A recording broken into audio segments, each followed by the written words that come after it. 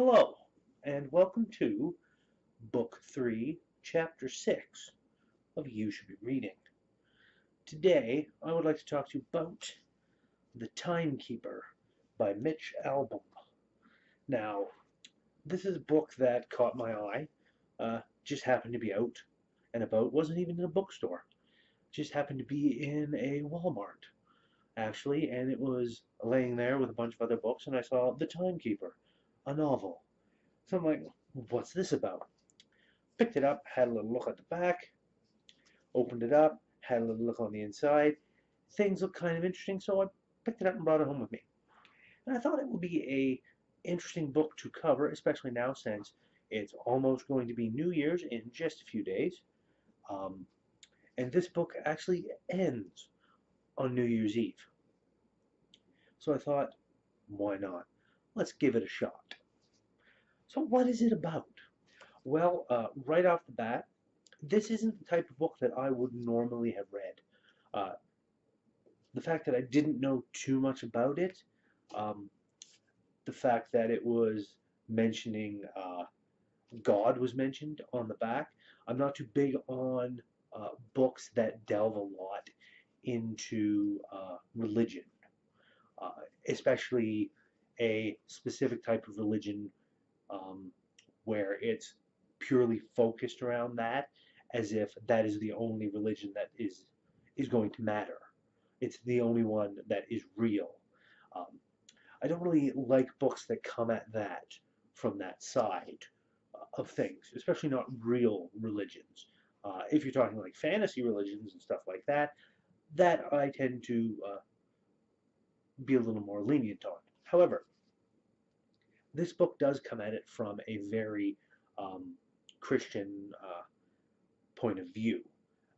God is involved in this, though you never actually see him. You just see a an angel, I guess, um, somebody that does God's will for him. Not sure, but it's kind of a fantasy in its own right. What it's about is the fact that one man, many years ago, started measuring time, and for that, God punished him, cursed him to be Father Time.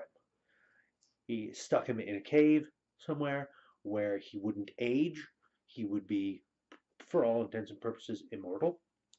And he would be forced to listen to everybody after him and their desires for more time. So all he had to do, he had to listen to all of that sorrow that he supposedly created.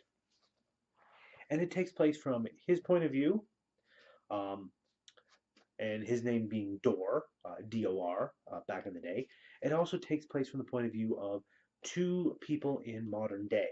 One teenage girl named Sarah Lemon, and I believe, where is it here? Victor Delamont.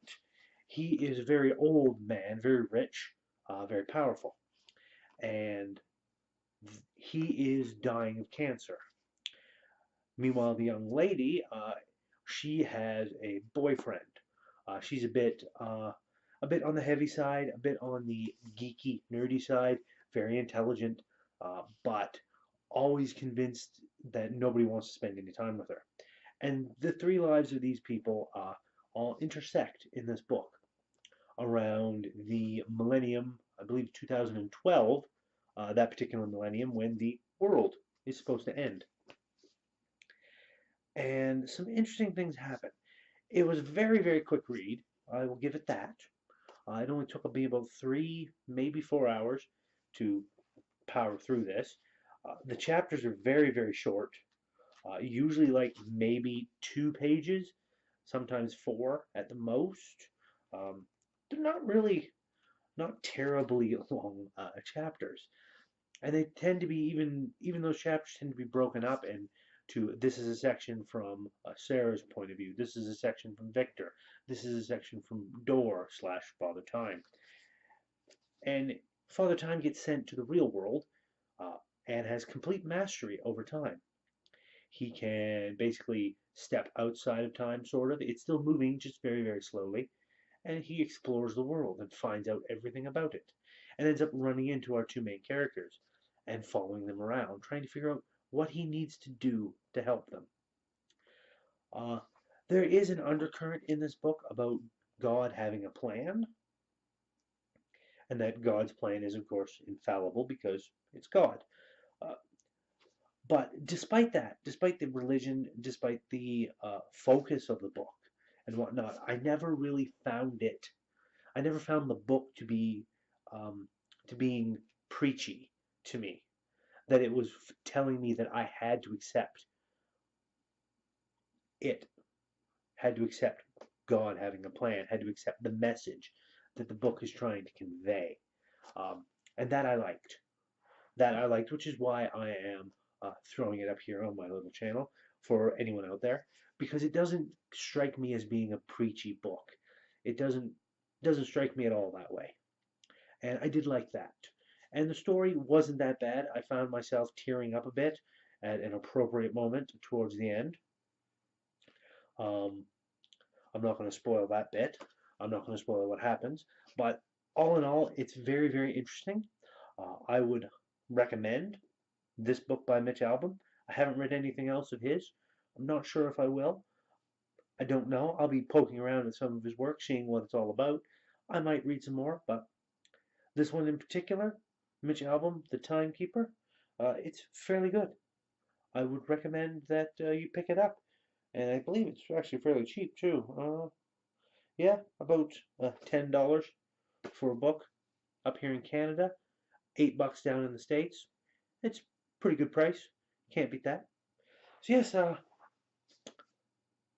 this week you should be reading The Timekeeper by Mitch Albom.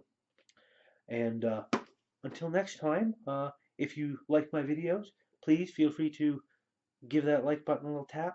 Uh, give the subscribe button a tap as well if you haven't subscribed to my channel. Definitely feel free to comment in my videos below. I always like to hear comments from people, good or bad. I'm easy that way.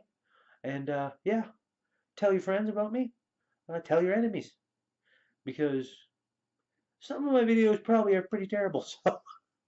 So if you want to inflict them on somebody you're not particularly fond of, go right ahead. I don't mind at all. But until next time, my friends, until next time, take care, and I will see you the next time I'm around.